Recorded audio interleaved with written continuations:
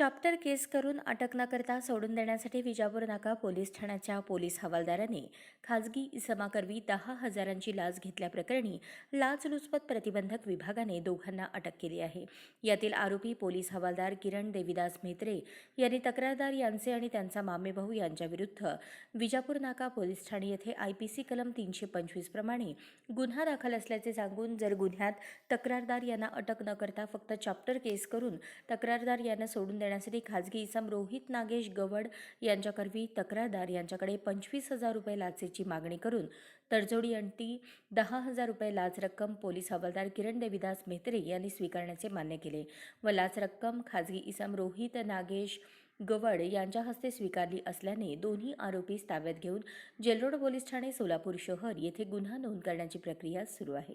गणेश कुंभार police उपअधीक्षक, Umakant Mahadik police निरीक्षक, लाचलुचपत प्रतिबंधक विभाग सोलापूर, सापळा पथक पोलीस हवालदार शिरीष कुमार सोनवणे, पोलीस हवालदार श्रीराम घोगे, पोलीस हवालदार अतुल घाडगे, पोलीस शिपाई रवी हाटखिने, चालक पोलीस हवालदार राहुल गायकवाड, सर्व नेमणूक अँटी करप्शन ब्युरो सोलापूर यांनी यशस्वीरित्या पार पाडली आहे।